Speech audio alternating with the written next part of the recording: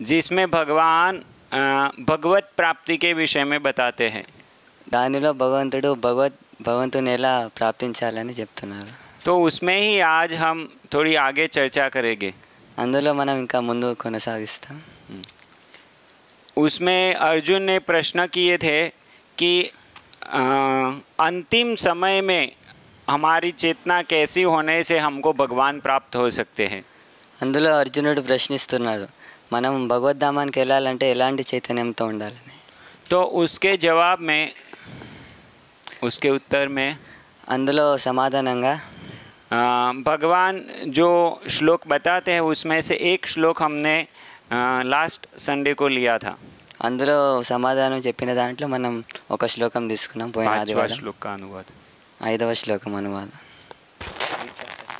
अंतकाले च मामेव स्मरन् मुक्त्वा कलेवरं य प्रयाति समद्भावं याति नास्त्यत्र संशय. अध्याय 8 5वां श्लोक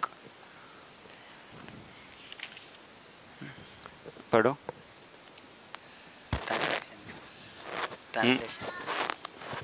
అంత్యకాలమున నన్నే స్మరించుచు తన దేహమును విడుచువాడు తక్షణమే నా దివ్య భావమును పొందును. ఈ విషయమున ఎట్టి సందేహము లేదు. तो भगवान कह रहे हैं कि जो अंत समय में मेरा स्मरण करता है वो मेरे पास आता है, उसमें कोई संशय नहीं है. భగవంతుడు చెప్తున్నారు, ఎవరైతే మరణించేటప్పుడు నన్ను గుర్తుపెట్టుకుంటారో వాళ్ళు తప్పగా నన్ను చేరుకుంటారు, అందులో ఎటువంటి సంశయం లేదని చెప్తున్నారు. तो हमने पूरा जीवन में जो भी कार्य किया उसकी परीक्षा अंतिम समय में होती है. మనం ఏవైతే కార్యాలు చేస్తూ ఉంటాం జీవితం అంతా చివరిలో దానికి పరీక్ష ఉంటుంది.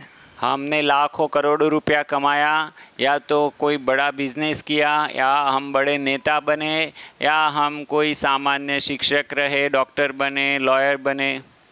మనం పెద్ద లక్షల కోట్లు సంపాదించవచ్చు, లేకపోతే లాయర్ కావచ్చు, డాక్టర్ కావచ్చు, ఏదైనా వ్యాపారస్తుడు కావచ్చు. कोई बड़ा नेता बना, कोई हीरो बना, कोई क्रिकेटर बना. ఎవరైనా పెద్ద రాజకీయ నేత కావచ్చు, లేకపోతే హీరో కావచ్చు, క్రికెటర్ కావచ్చు, ఎవరైనా. लेकिन वो सब कुछ की सफलता तभी है अगर हम अंतिम समय में भगवान का स्मरण कर पाते हैं. కానీ దానికి నిజమైన ఫలితం ఎప్పుడు వస్తుందంటే మనం భగవంతుని ఎప్పుడైతే స్మరిస్తామో అప్పుడే వస్తుంది. अन्यथा हमारा जीवन और एक पशु जो रास्ते में जन्म लेता है, खाता पीता सोता है और बाद में मर जाता है, उसमें कोई अंतर नहीं है. లేకపోతే మనం ఒక పశువులాగా ఎప్పుడైతే తింటుందో పడుకుంటుందో మరణిస్తుందో అదే విధంగా మనం ఉంటాం, దానికి మనకు తేడా ఉండదు. क्योंकि बाकी सब कार्य वो भी करते हैं, हम भी करते हैं. మిగతా పనులు అవి కూడా చేస్తాయి, మనం కూడా చేస్తాం. उसमें अंतर कितना है? అందులో ఎంత భేదం ఉంది.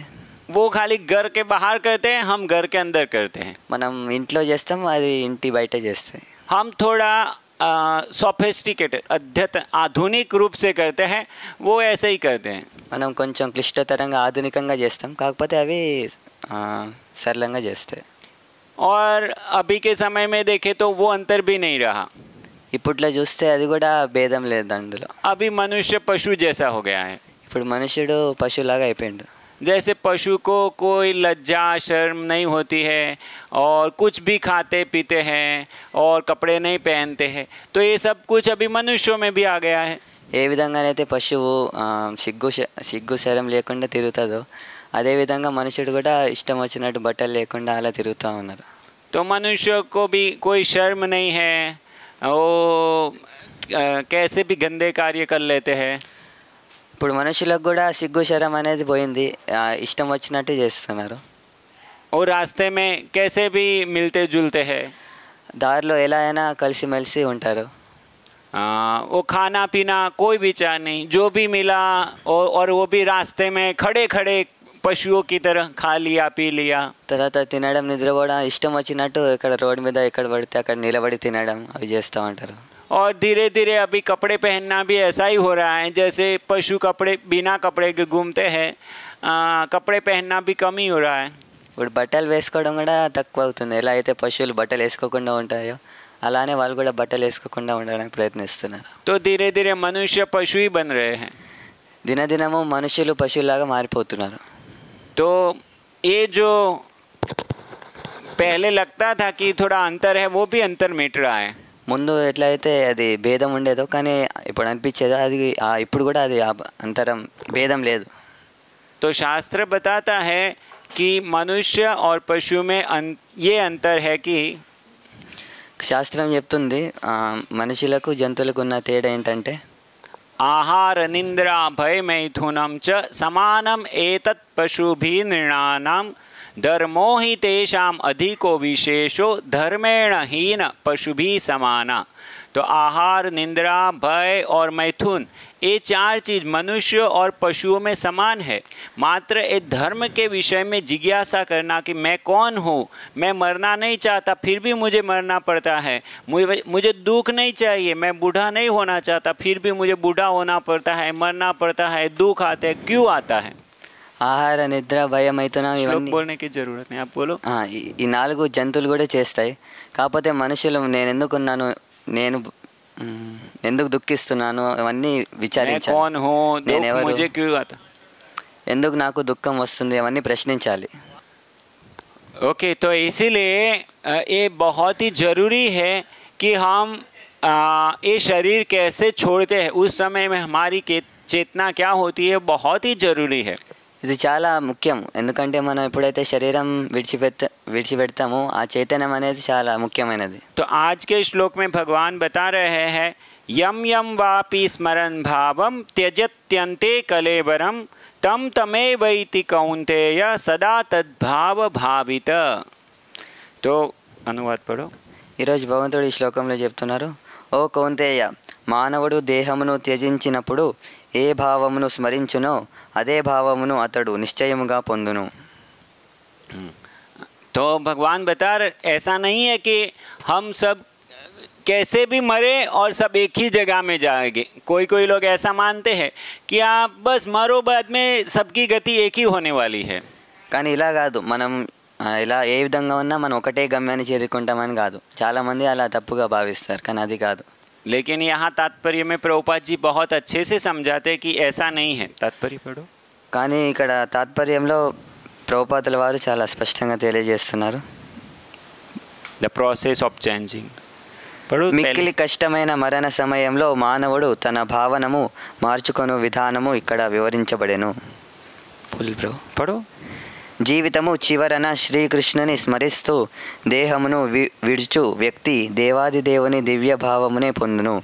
కానీ శ్రీకృష్ణునకు అన్యమైన దానిని చింతించువాడు కూడా అట్టి స్థితినే పొందగలడనుటలో ఏమాత్రము నిజము లేదు. ఈ విషయమును ప్రతి ఒక్కరూ మిక్కిలి జాగ్రత్తతో గమనించవలెను. కానీ మనస్సు సరి అయిన స్థితిలో నెలకొని ఉన్నప్పుడే మరణించుట ఎట్లు సాధ్యపడును. अभी प्रभुपाद जी मतलब इस्कॉन के संस्थापक आचार्य वो एक उदाहरण दे रहे हैं कि कैसे मरते समय में हम जो चिंतन करते हैं ऐसा ही शरीर प्राप्त हो जाता है. तो ये इतिहास में एक कथा हुई है महाराज भरत की, उसका उदाहरण दे रहे हैं. ఇక్కడ శ్రీల ప్రభుపాదుల వారు అంతర్జాతీయ కృష్ణ చైతన్య సంఘ సంస్థాపక ఆచార్యులు ఒక చక్కటి ఉదాహరణ ఇస్తున్నారు. ఉదాహరణకు భరత మహారాజు గొప్ప మహానుభావుడే అయినను అంత్యకాలమున ఒక జింకను స్మరించుట చేత తరువాతి జన్మలో అతడు జింకదేహముకు పరిణామము చెందవలసి వచ్చెను. జింకదేహములో అతడు పూర్వజన్మ స్మృతిని కలిగి ఉన్నప్పటికీ అట్టి జంతుదేహమునే అంగీకరించవలసి వచ్చెను. మానవుని జీవితకాలపు ఆలోచనలే ప్రోగుపడి మరణ సమయమున మానవుని ఆలోచనలను ప్రభావితము చేయును. కనుక ప్రస్తుత జన్మయే తరువాతి దేహమును తయారు చేయునని చెప్పవచ్చును. మానవుడు ప్రస్తుత జన్మలో సత్వగుణములో నెలకొని నిరంతరం శ్రీకృష్ణుడినే స్మరించుట అభ్యసించినచో జీవితాంతమున శ్రీకృష్ణుని స్మరించుట ఎవరికైనాను సాధ్యపడును. అదే శ్రీకృష్ణుని దివ్య స్వభావమును ధామమును సాధించుటకు తోడ్పడును. మానవుడు పూర్తిగా శ్రీకృష్ణుని దివ్య సేవలో నెలకొనినచో అతని తరువాతి జన్మ భౌతికము కాకుండా ఆధ్యాత్మికమే కాగలదు. కనుక అంత్యకాలమున మానవుని స్థితిని విజయవంతము చేసుకొనుటకు హరే కృష్ణ కృష్ణ కృష్ణ హరే హరే హరే రామ రామ రామ హరే హరే అను మహామంత్ర జపకీర్తనయే ఉత్తమ విధానము. चक्षुरुन्मीलितमेन तस्मै श्रीगुरवे नमः.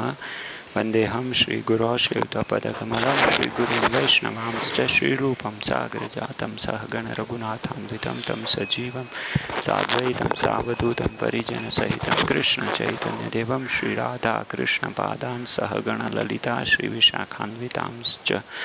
जय श्री कृष्ण चैतन्य प्रभु नित्यानंद श्री अद्वैत गदाधर शिवासादि गौर भक्त वृंद. हरे कृष्णा कृष्णा कृष्णा हरे हरे, हरे राम राम राम हरे हरे.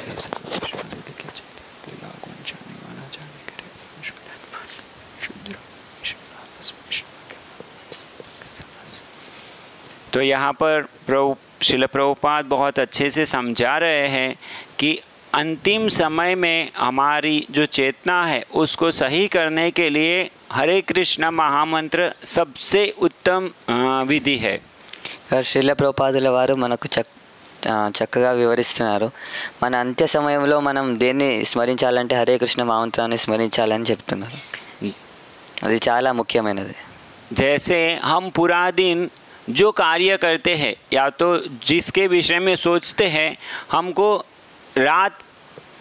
रात को सोते समय उसके विषय में ही सपना आते हैं. మనం ఏ విధంగా అయితే పనులు చేస్తామో, ఏమైతే ఆలోచిస్తామో రాత్రిపూట అవి కళ రూపంలో వస్తాయి మనకు.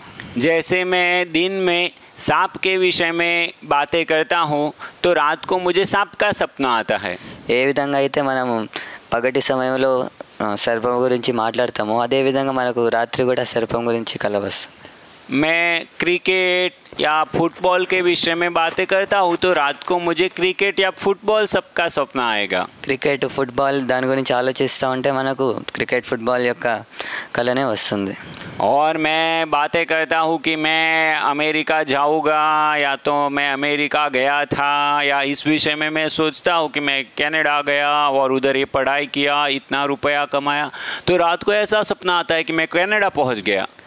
అమెరికా వెళ్ళినాను లేకపోతే అమెరికా వెళ్ళొచ్చాను అలా ఆలోచిస్తూ నేను ఇన్ని లక్షల కోట్లు సంపాదించాను అలా ఆలోచిస్తే రాత్రి కూడా మనం కెనడా వెళ్ళామని అలానే మనకు కల పడుతుంది. भूत के विषय में चर्चा करते हैं तो रात को भूत का सपना आता है.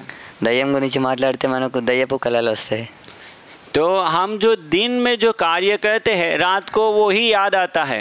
మనం పగటి సమయంలో ఏవైతే కార్యాలు చేస్తామో మనకు అది స్వప్న రూపంలో మనకు వస్తుంది. तो ऐसे ही ये पूरा हमारा जीवन वो दिन का कार्य जैसा है.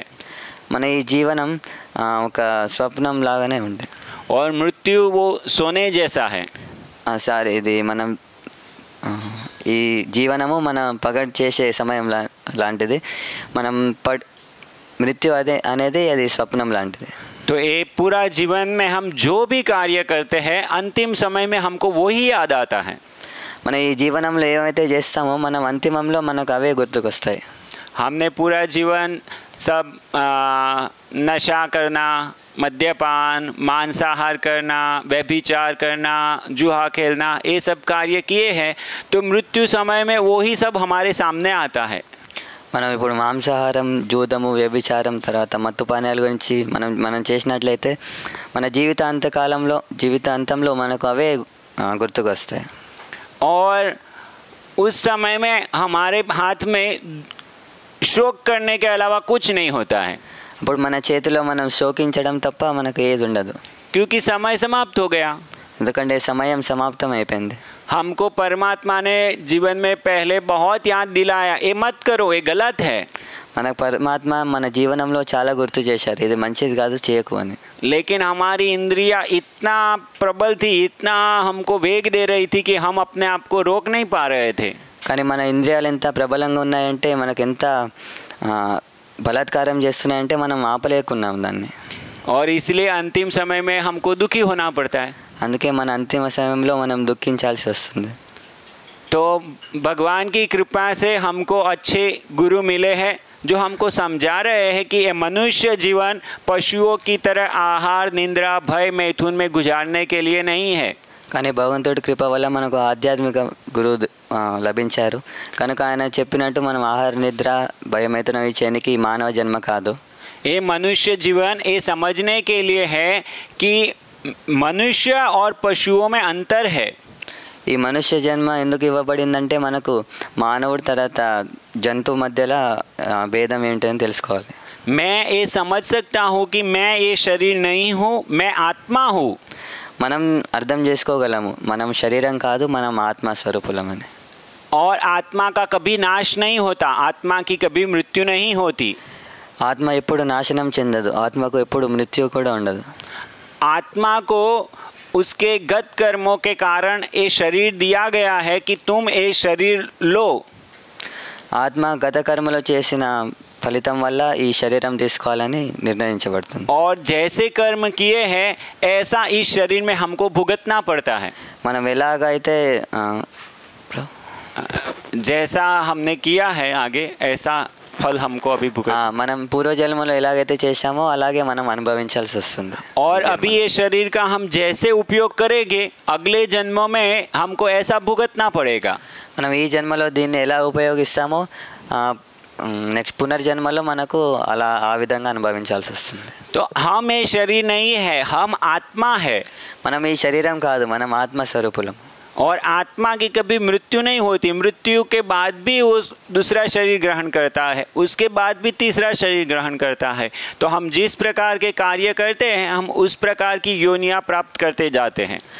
ఆత్మకు మరణం ఉండదు కనుక అది ఇంకో జన్మ ఇంకో శరీరం తీసుకుంటుంది ఇంకో శరీరం తీసుకుంటుంది. तो ये मनुष्य जीवन में हम समझ सकते हैं कि 84 लाख प्रकार की योनियाँ है. కానీ మనం ఈ మనుష్య జన్మలో అర్థం చేసుకోగలము 84 లక్షల జీవజాతులు ఉన్నాయి. और हमारे हाथ में ये ट्रेन के जंक्शन जैसा है. మన చేతిలో ఒక ట్రైన్లో ఉండే జంక్షన్ లాంటిది. तो यहाँ से हम ऊपर की योनियाँ मतलब देवता गंधर्व ऐसे ऊपर की योनियों में भी जा सकते हैं, फिर से मनुष्य योनि में भी आ सकते हैं और पशु योनि में भी जा सकते हैं. ఈ మానవ దేహం ఎలాంటిదంటే మనం ఉన్నత జన్మ కూడా తీసుకోవచ్చు, తర్వాత అదో జన్మ కూడా తీసుకోవచ్చు, తర్వాత ఈ మానవ జన్మ మధ్య రకమైన జన్మ కూడా తీసుకోవచ్చు. और ये मनुष्य देह का उपयोग करके हम जन्म मृत्यु जरा व्याधि के चक्र से बाहर भी निकल सकते हैं. ఈ మనుష్య జన్మ మనకు ఎలా ఉపయోగం ఉంటుందంటే దీని ద్వారా మనం జన్మ మృత్యు జర వ్యాధి నుంచి విముక్తి పొందగలం. और भगवान के धाम में वैकुंठ गोलोक में जा सकते हैं. మనం దీని ద్వారా భగవంతుడి ధామమైన వైకుంఠ లోకానికి చేరుకోవచ్చు. लेकिन ये अवसर पशु जीवन में उपस्थित नहीं है. కానీ ఈ అవసరం పశు జన్మలో లేదు, అవకాశం లేదు. तो इसीलिए ये मनुष्य जीवन में हमको जो भी कार्य करते हैं वो कृष्ण भावना भावित होकर करने चाहिए. మన ఈ మానవ జన్మలో ఏవైతే కార్యాలు చేస్తామో అవి కృష్ణ రస భావితంగా చేయాలి. तो ऐसा जैसे इसके बाद वाला श्लोक है उसमें भगवान समझाते हैं. దీని తర్వాత ఉండే శ్లోకంలో భగవంతుడు వివరిస్తున్నారు. तो क्योंकि हम अंतिम समय में जो सोचते हैं वैसा ही फल प्राप्त होता है, इसलिए भगवान कहते हैं कि భగవంతుడు చెప్తున్నారు మనం ఈ జన్మలో ఎలా అయితే ఆలోచనలు ఉంటాయో వచ్చే జన్మలో అలాగే మనం ఫలిస్తాము. तस्मात् सर्वेषु कालेषु मामनुस्मर युद्ध च मय्यर्पित मनोबुद्धिर मामे वैश्यस्य संशय. अनुवाद.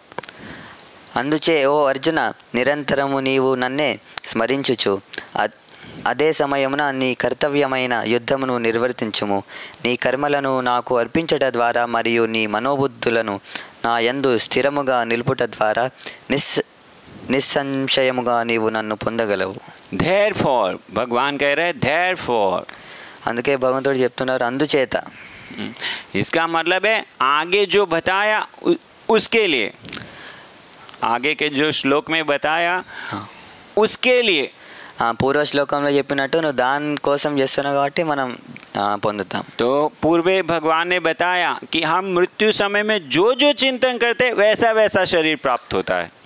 పూర్వ శ్లోకంలో భగవంతుడు చెప్తున్నారు మనం ఏ విధంగా అయితే ఆలోచిస్తామో అదే మనకు అలాంటి శరీరం దొరుకుతుంది. तो कोई सोच सकता है ठीक है अभी हम सब मज़ा कर लेते हैं, डिस्को जाते हैं, नाच करते हैं, होटल जाते हैं, खाना खाते हैं और स्पोर्ट्स खेलते हैं और मृत्यु समय में हरे कृष्ण हरे राम कर लेंगे. కానీ ఇప్పుడు జనాలు ఏమనుకుంటారంటే మనం భోగించవచ్చు, తర్వాత స్పాట్స్కి వెళ్ళచ్చు, డిస్కో డ్యాన్స్ చేయొచ్చు అలా అనుకుంటారు. తర్వాత మృత్యు వచ్చినప్పుడు హరే కృష్ణ చెప్పవచ్చు అని అనుకుంటారు.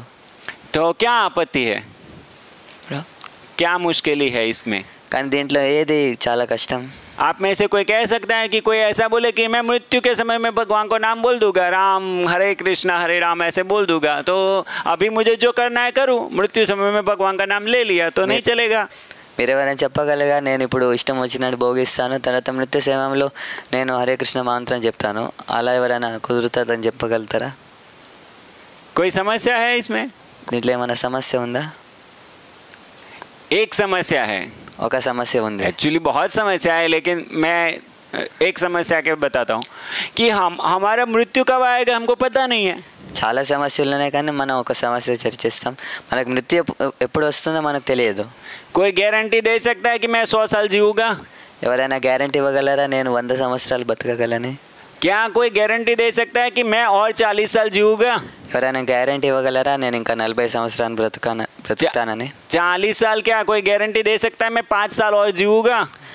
40 సంవత్సరాలప్పుడు ఇంకా 5 సంవత్సరాలు నేను బ్రతుకుతానని ఎవరైనా చెప్పగలరా? 5 साल छोड़िए, 5 महीना, 5 दिन, 5 मिनट जीने की कोई गारंटी दे सकता है? ఎవరైనా 5 నెలలు వదిలేండి, 5 నిమిషాలు, 5 క్షణాలు ఎవరైనా చెప్పగలుగుతారా నేను జీవిస్తానని? 5 सेकंड के बाद क्या होने वाला हमको पता नहीं. 5 సెకండ్ల తర్వాత మనకి ఏం జరుగుతుందో తెలియదు. तो इसलिए ऐसा कहना कि अभी मुझे जो करना है मैं कर लूँ, मृत्यु समय में भगवान को याद करूँगा, वो सही नहीं है. మనం ఇప్పుడు చెప్పుకోవచ్చు, మనం ఇప్పుడు ఏది ఇష్టం వచ్చినట్టు చేసుకోవచ్చు, కానీ మరణ సమయంలో మనం భగవంతుడిని స్మరించవచ్చు అని చెప్పొచ్చు, కానీ అది సరి అనేది కాదు. कभी भी कुछ भी हो सकता है, ఎప్పుడు కూడా అది ఏదైనా అవ్వచ్చు. इसलिए ज़रूरी है कि हम अभी से इस क्षण से हम भगवान का स्मरण करने का चालू कर ले. అందుకే మనం ఈ క్షణం నుండి భగవంతుని యొక్క స్మరణలో నిమగ్నమై ఉండాలి. वो आसान नहीं है हमेशा भगवान को याद रखना, ఇది అంత సులభం కాదు భగవంతుని గుర్తుపెట్టుకోవడం. इसलिए अभ्यास करना चाहिए. అందుకే అభ్యాసం అనేది అవసరం. जैसे सभी कार्यों में अभ्यास होता है, ఎలాగైతే అన్ని కార్యాలలో అభ్యాసం ఉంటుంది. जैसे बच्चे बड़े होके जॉब करना है तो कितने साल पढ़ाई में लगा देते हैं. ఎలాగైతే పిల్లలు జాబ్ దొరకాలంటే ఎన్ని సంవత్సరాలు చదువులో పెడతారు వాళ్ళను. और जो स्पोर्ट्समैन होते हैं, जैसे ओलंपिक में जो भाग लेते हैं या तो क्रिकेटर होते हैं, वो कितना साल मेहनत करते हैं. ఎవరైతే స్పోర్ట్స్లో ఉంటారో వాళ్ళు చాలా క్రికెట్లో దీంట్లో పాల్గొంటారు కాబట్టి వాళ్ళకి వస్తుంది. किसी को अच्छा कुक बनना है, किसी को अच्छा सिंगर बनना है, तो उसके लिए कितनी मेहनत करते हैं. ఎవరైనా చాలా మంచి వంటకం నేర్చుకోవాలంటే లేకపోతే గాయకుడు కావాలంటే ఎంతో శ్రమ అవసరం. तो हमको भी भगवान अंतिम समय में भगवान को याद करना है तो अभ्यास करना पड़ेगा.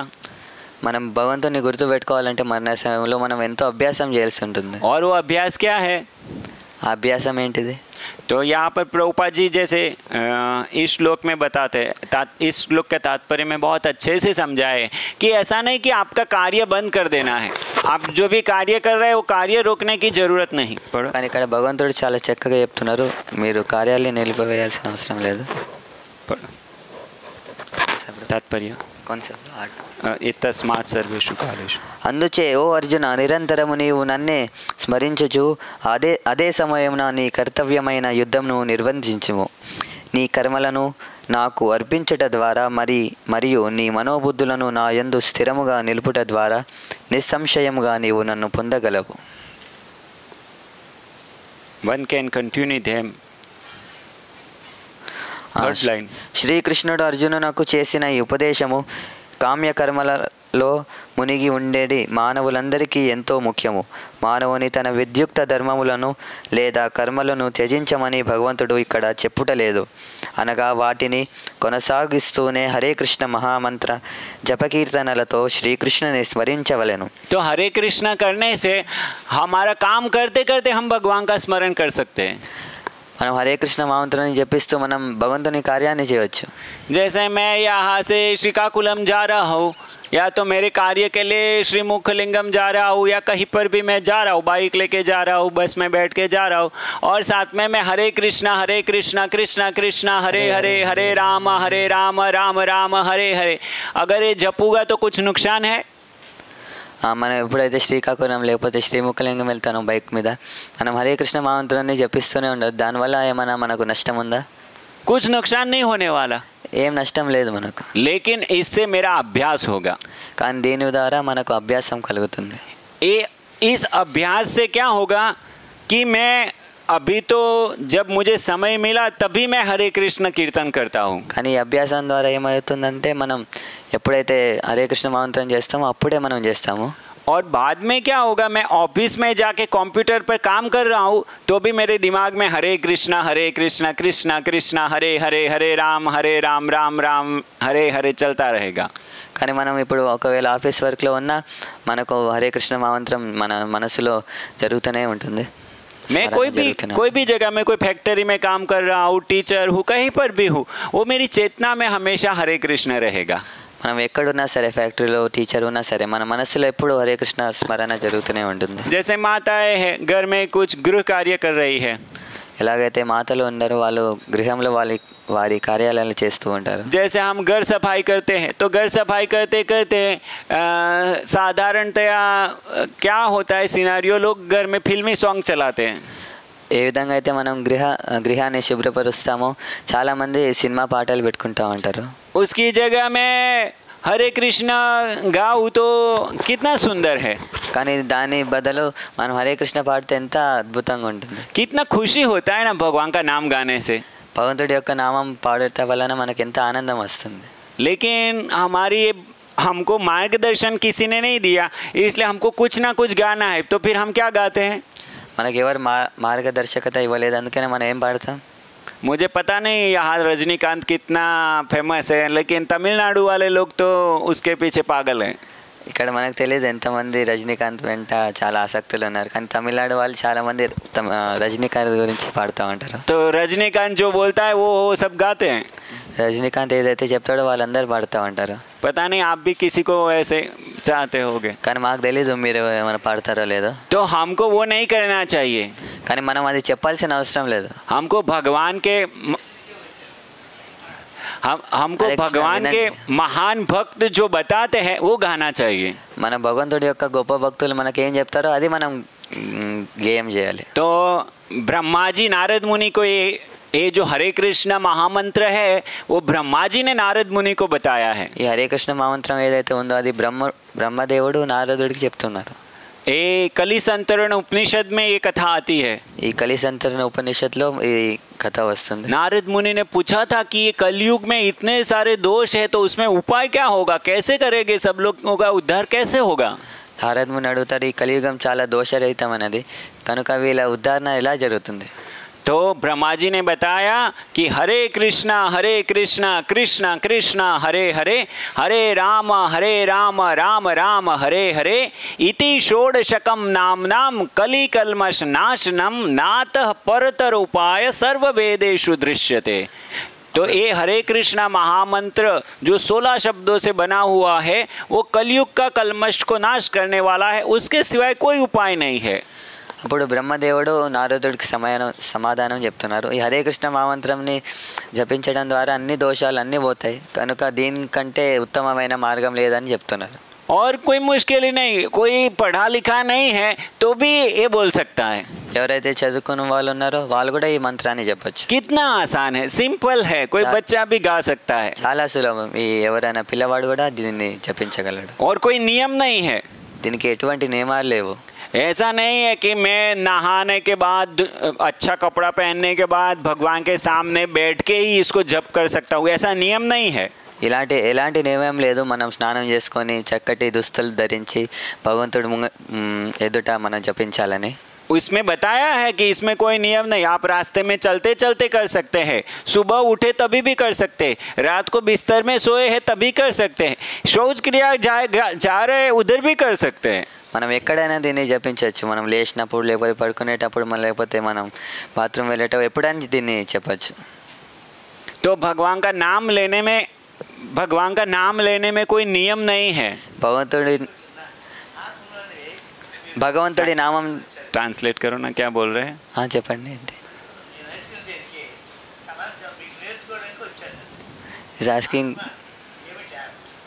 is asking that I came for knowing, so what is Atma is asking. Okay, so उनको पूछो कि आप आत्मा के विषय में कुछ जानते हैं कि नहीं जानते? మీకు ఆత్మ గురించి ఏమైనా విషయాలు తెలుసా?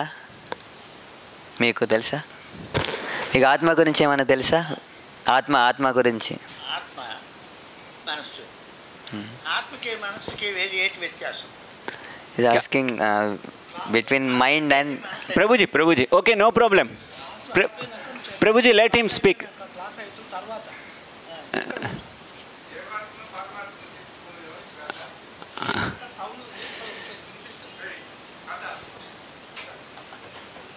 No, ठीक है ओके हाँ हरे कृष्ण. तो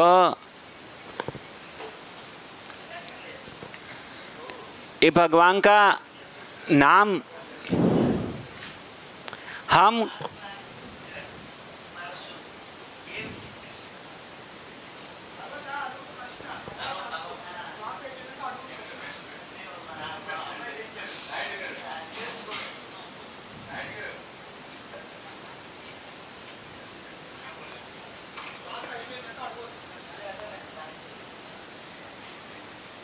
तो ये भगवान का नाम जपने में कोई नियम नहीं है, और अगर हम इसको जपते हैं तो ये शरीर छोड़ने के बाद हम भगवान के धाम में जा सकते हैं.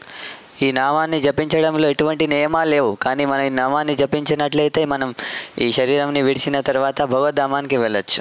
और भगवान के धाम में जाके हम हमारा स्वरूप है कि हम भगवान के सेवक है, उस रूप में हम भगवान की सेवा कर सकते हैं. కానీ ఈ నామాన్ని జపించడం ద్వారా మన స్వరూపాన్ని పొంది మనం ఆ స్వరూపంలో భగవంతుని సేవ చేయొచ్చు. तो और आगे प्रभुपाद जी समझा रहे हैं कि कैसे एक कलमश से हम मुक्त होने के लिए हरे कृष्ण महामंत्र सबसे अच्छा उपाय. This will free one. ఈ పద్ధతి మానవుని భౌతిక కాలుష్యముల నుండి విముక్తుని చేసి మనోబుద్ధులను శ్రీకృష్ణునిపై నెలకొల్పును.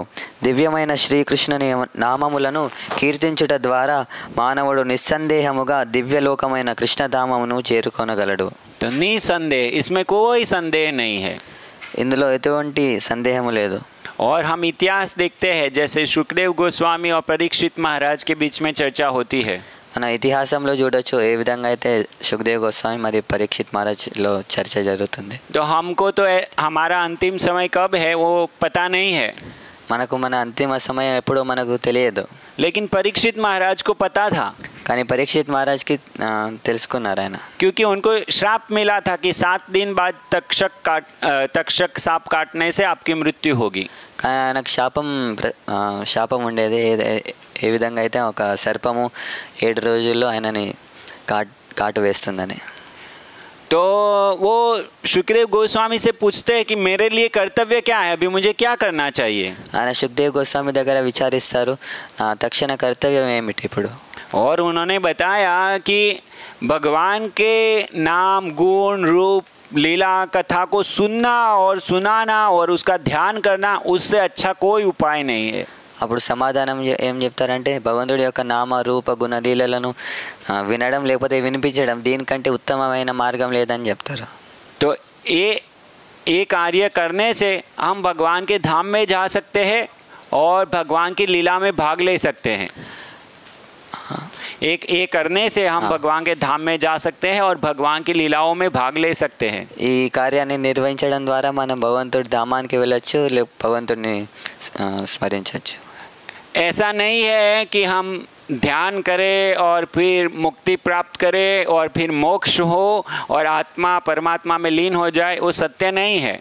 మనం ధ్యానం చేసి మనం భగవంతుడి కలిసిపోతామని కాదు. तो वो प्रभु जी का जो प्रश्न है कि आत्मा क्या है, तो आत्मा भगवान का अंश है. ప్రభుజీ యొక్క ప్రశ్న ఏమిటంటే ఆత్మ ఏంటంటే ఆత్మ భగవంతుడి యొక్క అంశము. लेकिन भगवान से ईर्ष्या करने के कारण भौतिक जगत में आना पड़ा है. భగవంతుడితో ఈర్ష్య వలన మనం ఈ భౌతిక లోకానికి రావాల్సి వచ్చింది. जैसे सामान्य नागरिक होता है, अगर गवर्नमेंट के नियम पालन नहीं करता तो उसको जेल में कैद खाने में डाल दिया जाता है. ఏ విధంగా అయితే నాగరికుడు చట్టంని పాటించకపోతే జైల్లో వేయబడతాడు. ऐसे ही भगवान के धाम में हम थे और उधर का जो नियम है कि भगवान की सेवा करना, उसका पालन नहीं करने के कारण हमको यहाँ भौतिक जगत में डाल दिया गया है. భగవంతుడు లోకాల్లో ఉన్న మనం నియమాలు పాటించకపోవడం వల్ల మన ఈ భౌతిక లోకాల్లో వేయబడ్డాము. तो अब अभी फिर से भगवान के नियमों का पालन करने से हमें भौतिक जगत से बाहर निकल सकते हैं. మనం తిరిగి భగవద్ధామానికి చేరుకోవాలంటే మనం భగవంతుని స్మరిస్తామంటే చేరుకోవచ్చు. और फिर भगवान की सेवा में लग सकते हैं. ఇంకా మనం భగవంతుడి సేవలో నిమగ్నం కావచ్చు. लेकिन जो लोग ऐसा मानते हैं कि आत्मा निराकार है और क्योंकि अभी आत्मा माया में आ गई है तो हम भक्ति करके उससे मुक्त होके फिर से हम परमात्मा हो जाएंगे, तो उनके लिए बहुत सारे प्रश्न हैं. మనం ఆత్మ నిరాకారం అనుకొని మనం ఈ బంధం నుంచి విముక్తి అయి భగవంతునితో కలిసిపోతామని అనుకునే వాళ్ళు చాలా ప్రశ్నలు ఉంటాయి అలాంటి వాళ్ళకి. अगर आत्मा और परमात्मा एक है तो पहले दो क्यों हुए? ఒకవేళ ఆత్మ పరమాత్మ ఒకటే అంటే మళ్ళీ రెండుగా ఎందుకు విడిపోయాయి? अगर आत्मा ही परमात्मा थी तो माया के वश में कैसे आ गई? ఒకవేళ ఆత్మనే పరమాత్మ అయితే ఈ మాయ యొక్క వశంలో ఎలా మనం బద్దులవుతాం? तो ये सब जो गलत धारणाएं हैं उसको इस भगवद गीता और श्रीमद् भागवतम ग्रंथ उसमें बहुत अच्छे से स्पष्ट किया गया है. ఈ గ్రంథాలలో మన సంశయాలన్నీ పోతాయి ఏ విధంగా మనం ఆత్మలమని. तो आपको विनती है कि आप ये कार्यक्रम समाप्त होने के बाद जाते समय ये पुस्तकें देखिए. మీకు ఒక విజ్ఞప్తి, మీరు వెళ్ళేటప్పుడు ఈ పుస్తకాలను చూడాలని మా విజ్ఞప్తి. उधर ये आत्मा और परमात्मा के संबंध में बहुत अच्छे से विवरण दी हुई पुस्तिकाएं हैं. అందులో ఆత్మ పరమాత్మ ఎవరు దాని గురించి చాలా చక్కగా వివరించబడింది ఆ పుస్తకాలలో. तो वो विवरण में अभी सब विवरण इतनी छोटी कक्षा में मैं नहीं दे सकता. అంత వివరణలో ఈ చిన్న క్లాసులో మనం చెప్పలేము. इसलिए मैं आपको एक भूमिका बताता हूँ, एक इंट्रोडक्शन दे रहा हूँ. మనము ఒక చిన్న ఉపోద్ఘాతం ఇస్తాం कि हम भगवान के अंश हैं, भगवान के सेवक हैं और अभी हम जेल में फंस गए हैं, तो भगवान का नाम लेके भगवान के धाम में जा सकते हैं. बैठने दीजिए उनको, बैठने दीजिए. बोलो. फर्स्ट क्या बोला?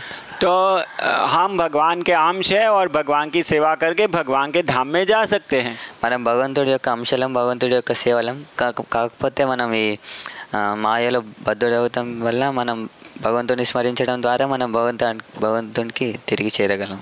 हरे कृष्णा. హరే కృష్ణ.